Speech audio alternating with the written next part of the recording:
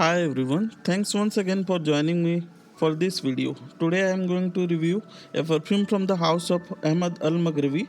If you have never tried perfumes from this brand, they are luxurious, opulent, rich smelling perfumes with excellent presentation. This house is based from Dubai, an affordable niche brand that I feel is slightly underrated but is slowly but surely gaining popularity. Today I will be reviewing a fragrance that is not targeted to the people who like mass pleasing perfumes, that is not typically sweet, citrusy, floral, or woody perfumes. Make no mistake, there is oud in this perfume, but it's not the typical French oud. It's Middle Eastern oud, which to some people it might come across as a little animalistic and little bit skanky oud. I think there is another blue oud from the house of Al Quraisi, but here the E has been cleverly omitted, so now it's blue oud instead of blue oud. You have to like Middle Eastern oud for you to like this one. This was certainly not a blind buy, and it's extremely polarizing in nature. You may want to give it some time and wear it multiple times to get a good idea about whether you like it or not, and it may grow on you with time. So I would suggest definitely try a decant if possible, and if you are new into the fragrance game, then do try a decant because it has a great sillage and excellent performance and a very unique blend. It has a very lavish packaging, giving impression of being much more expensive than it really is. Smell wise, it punches way above its weight, and given you like its smell. The main blue box comes inside a white paper box which has written blue oud, and there are lips printed on it. The outer white box, paper box, which is blue oud written on it and printed lips on it, and there is hologram at the bottom, and there are other information where it is manufactured and other things on the back side. It's light, it's nothing fancy, and it's thin. The oil content is high too, though it's written EDP, it is well above it and above 30%, somewhat in the ballpark of 37% actually. Now coming to the main box, it's a rubberized slate blue colored box with transparent plastic on the front that lets you see the bottle, that showcases the bottle inside it. It's very similar to La Tafa Badial line. This bottle looks very upper class, almost rivaling 5 times the price of it. The detailing on the bottle is extremely beautiful, and especially the leaves pattern that is on the back of it. And you can easily notice the juice level inside the bottle. This bottle has a good weight to it. It's a slate blue color and it wears a frosted look. There is a sticker at the bottom of the bottle mentioning the batch code of the cologne. This bottle is a deep slate blue color, almost the same color this fragrance was meant to smell. It's very dark blue and not a cheerful blue color. The gold accent goes very well with it. The bottle cap is not very heavy and it has a very nice detailing to it, and it has a mirror finish on the top. The cap fits snugly to the bottle and you can easily pick up the bottle with the help of cap.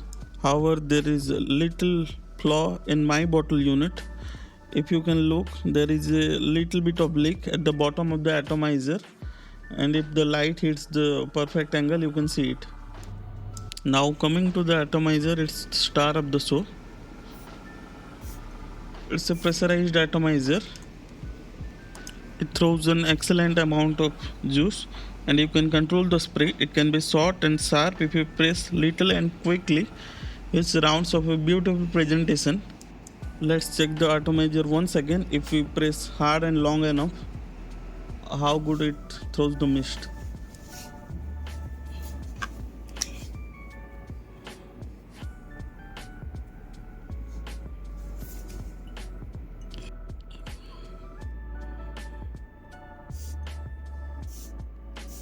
With a long press there is a wide mist and it's almost duo like atomizer. One of the best atomizer in the business actually. As soon as you spray it, we are hit by a fruity accord, slightly tart and citrusy, and a very velvety leather and cardboard like smell. It may sound a bit strange, but it has a very earthy smell to it. It's fruity opening. However, there is also little bit of earthiness due to the presence of cypress, and there is leather accord which is very prominent. The cypress is what lends to a cardboard like smell. As it starts to dry down, the top notes disappear and it becomes incensey and little bit of powdery due to the lavender, which is only the blue ingredient I could find in the note breakdown.